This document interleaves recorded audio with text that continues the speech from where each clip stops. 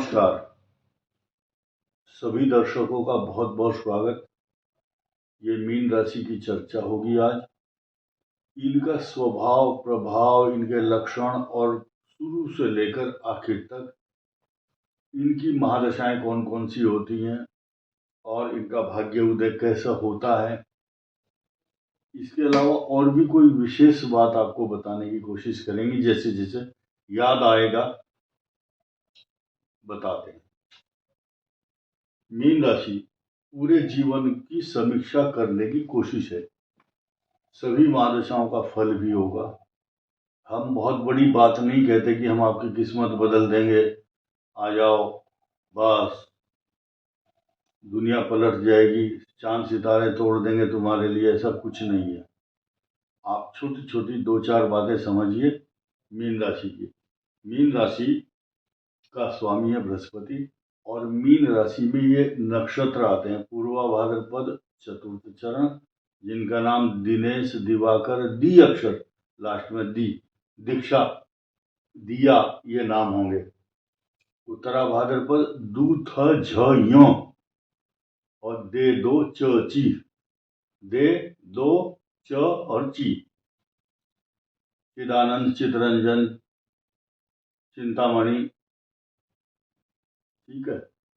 और ये जो राशि है इस समय सबसे खराब पोजीशन में, ये भी बता दूंगा आपको, लेकिन डरने की जरूरत नहीं है। 7.5 का आप उपाय कीजिए और शनि जो है, शनि का दान कीजिए, शनि का मंत्र पढ़िए। डरने की जरूरत नहीं है। आपने बजट को कंट्रोल करके रखो। लेकिन हमने जो विषय चुना है वो ये है कि इनका जो स्वामी है, इस राशि का जो स्वामी है वो है बृहस्पति। और बृहस्पति के अलावा ये जो निशान है मछली का निशान है, और मछली भी एक सीधी है और एक दूसरी तरफ मुंह है, एक सीधी एक उल्टी है, अपोजिट डायरेक्शन में मुंह है मछलियों का। यानी कि ये जो राशि है ये दुविधा में रहते हैं, कंफ्यूज हो जाते हैं कई बार, इधर जाऊं या दूसरी मछली कहती है उधर जाऊं। ये कंफ्यूजन का वो है विषय। लेकिन ये बहुत इमोशनल होते हैं, भावनात्मक होते हैं, दूसरे की भावनाओं को, साइकोलॉजी को समझ लेते हैं। दूसरे के मन की बात जानना बहुत आसान है। इमोशनल, सेंसिटिव नेचर के, और इसके अलावा रचनात्मक, क्रिएटिविटी बहुत है। मीन राशि का जो व्यक्ति होगा या महिला होगी वो दूसरों को एकदम पहचान जाएंगे अंदर तक, और सुंदर होते हैं। इनके नेत्र चंचल, क्योंकि मछली जैसी चंचल होती है, और साथ ही साथ ये दयालु, परोपकारी, दूसरों के ऊपर बहुत जल्दी दयावान और कृपा करने लगते हैं, दूसरों की मदद करने लगते हैं। ये इनकी नेचर है, दयालु, परोपकारी। लेकिन जहां ये व्यक्ति बहुत शांत प्रकृति के होते हैं, शांत, उतने ही लेजी भी होते हैं, आलसी भी, यानी कि ढीले। भविष्य में कल के ऊपर काम छोड़ देते हैं, कल होगा, ये गलत है। और यही कारण है कि इनकी जो उन्नति है उसमें ये बाधा आती है। और दूसरी बात, इंट्यूशन पावर बहुत जबरदस्त होती है। अतीन्द्रिय ज्ञान, भविष्य में आने वाली जो कुछ विशेष घटनाएं कहो या इनके साथ कुछ अच्छा होने वाला है उसका पूर्व आभास इनको होने लगता है। ये चीज, क्योंकि इनकी राशि का स्वामी है बृहस्पति, और बृहस्पति जो है ज्ञान का भंडार है। बृहस्पति के ऊपर भगवान की कृपा भी है, देवताओं की, इंद्र की, विष्णु की कृपा है। एक बहुत अच्छी बात बताऊंगा, कुछ लोग इसको अन्यथा नहीं लेना। आपने देखा होगा कि उत्तर प्रदेश जो भारत का उत्तर प्रदेश राज्य है, तीर्थों का यहाँ पर बोलबाला, तीर्थ बहुत है, चाहे प्रयाग है, चाहे अयोध्या है, चाहे बनारस हो, संगम है गोदावरी के अलावा, जैसे कि वहां पर ये तट है, नदियों का संगम है, ठीक है। यहाँ लखनऊ से लेकर के बनारस तक और सरयू नदी, तो वहां क्या है कि मछली का निशान है उत्तर प्रदेश में, और मछलियों का मुंह दोनों का ऊपर है, और ऊपर एक धनुष भी है, गौर से देखना आप लोग। और ये बृहस्पति की राशि है, दोनों धनु और मीन। भगवान विष्णु की कृपा का एक ये बनाया गया है सिंबल। ऊपर धनु है, उसके बाद मीन है, दोनों राशियां उधर हैं। तो ये जो धनु राशि है भगवान विष्णु की कृपा पात्र है। और मछली इसलिए है, मछली के का जो सिंबल है वो इसलिए ज्यादा महत्वपूर्ण है क्योंकि भगवान ने इस रूप में अपना अवतार भी लिया था। उस अवतार का नाम है मत्स्यावतार। मत्स्यावतार।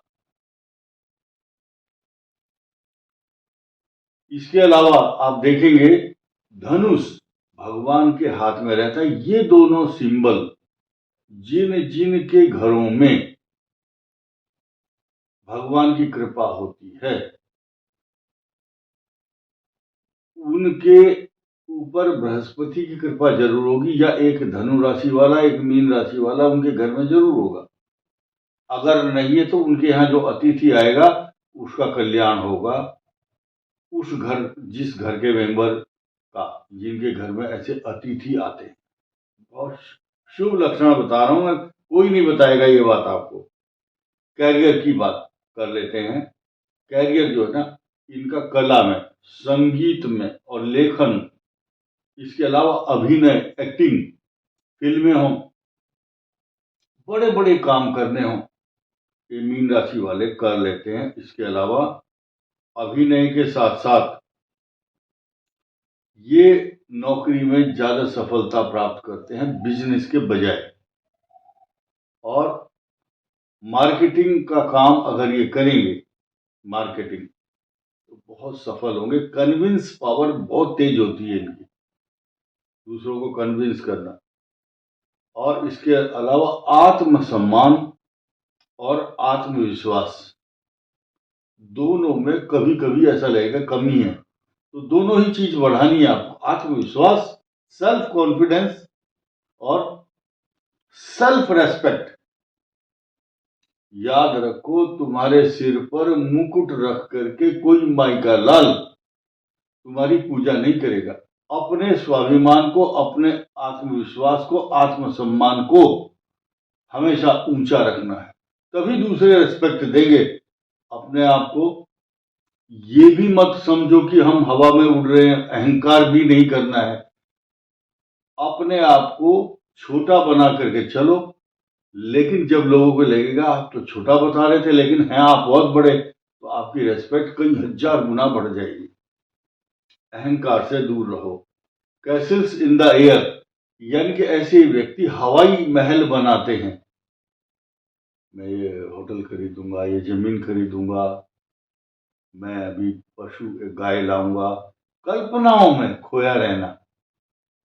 हवाई महल, मुंगेरी लाल के हसीन सपने देखते हैं ऐसे व्यक्ति, लेकिन पूरे वही कर पाता है जिनके अंदर कॉन्फिडेंस ज्यादा होता है। इसलिए ऐसे व्यक्तियों को अपनी इच्छा से, अपने कॉन्फिडेंस से, दूसरे की बातों में ना आकर के अपने बल और ताकत, अपने पैसा, अपने ज्ञान पर भरोसा करना चाहिए। ऐसे व्यक्ति अधिकांश दूसरों के रिमोट से चलते हैं, दूसरे आदमी चलाते हैं, लेकिन जो बुद्धिमान मीन राशि वाला होता है वो किसी के काबू में नहीं आता, वो अपनी इंडिपेंडेंट थिंकिंग रखता है। ज्यादातर जो सेल्फ मेड नहीं है मीन राशि वाले, वो दूसरों के रिमोट से चलते हैं या दूसरे आदमी उनको अपने अपने इम्प्रेस करके उनको अपनी तरफ मोड़ लेते हैं। इसके अलावा बहुत अच्छे स्वप्न दृष्टा होते हैं। स्वप्न दृष्टा के दो मतलब हैं, कल्पनाओं में खो करके सपने देख करके अपने जीवन को बना लेना, और दूसरा स्वप्न दृष्टा ये कि उनके स्वप्न में जो जो चीज आएगी वो साकार होगी। इसी का नाम है ज्योतिष शास्त्र में इंट्यूशन, यानी कि अतीन्द्रिय ज्ञान। और भावनाओं को व्यक्त करना, ऐसे व्यक्ति अपने जो भावनाएं हैं सबके सामने व्यक्त कर देते हैं, छुपाते नहीं है, ये प्लस पॉइंट है। लेकिन इस बात का दूसरे लोग गलत अंदाज लगाते हैं, बोले यार ये तो अपनी बात ऐसी ही बता देता है हवा में। यही कारण है कि मीन राशि वाला जो जितना दूसरों के को डिवोटी होता है, दूसरों को प्रेम करता है, जितना सम्मान देता है, उतना रिफ्लेक्ट प्रतिदान, उतना प्रेम लौट कर नहीं आता। यही कारण है हृदय रेखा, इनकी जो हार्ट लाइन है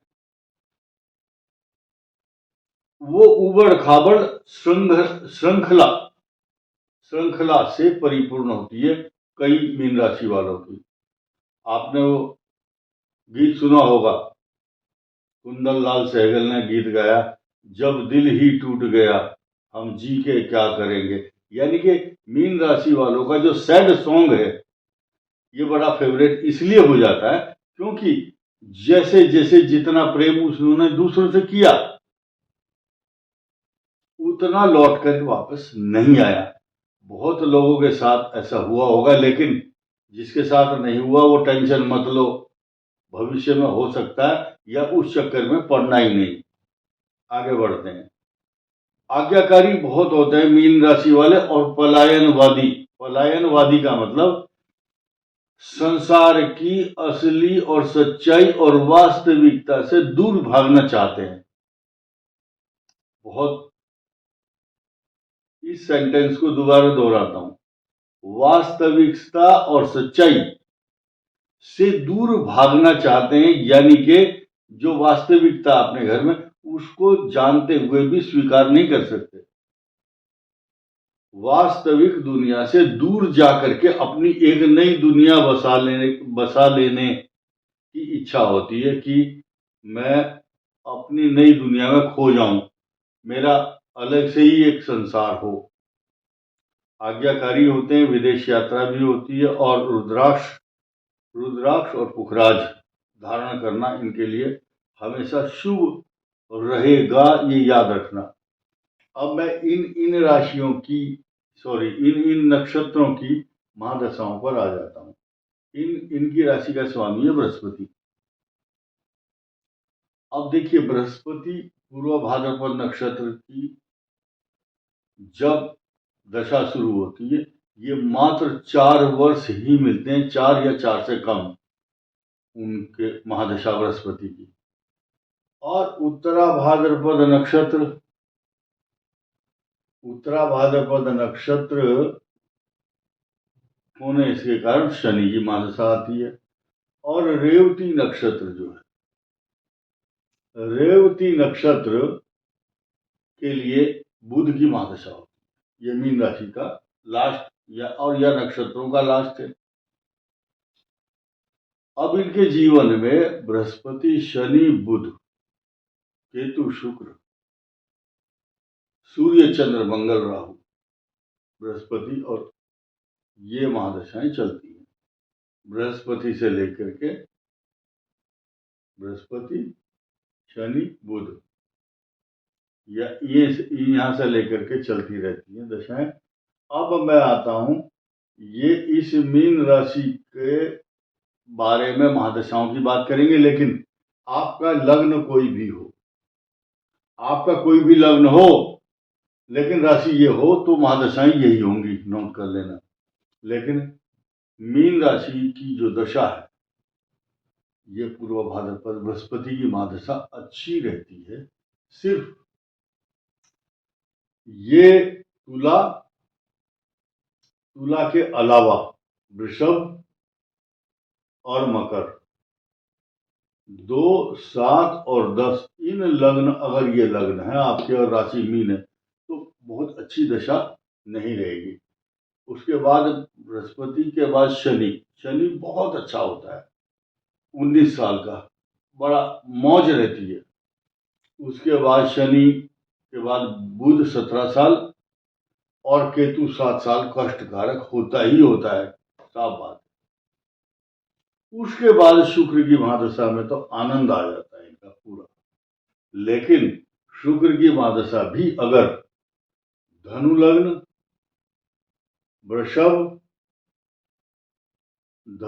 वृषभ और तुला 2, 7 और 9 ये लग्न हो, ध्यान से सुनना, ये लग्न हो और मीन राशि हो तो शुक्र की महादशा में कुछ गंभीर रोग होने की संभावना रहती है। तुला लग्न हो, धनु लग्न हो या वृषभ लग्न हो, ध्यान रखना शुक्र की महादशा अच्छा फल नहीं देती है। बहुत से लोगों को बड़ा डाउट हो रहा होगा कि वृषभ राशि और तुला का लग्न हो, इनका स्वामी तो शुक्र होता है, लेकिन शुक्र की महादशा ही कई बार ऐसे विकट रोग और परेशानी देती है, मैं उसका वर्णन नहीं करना चाहूंगा।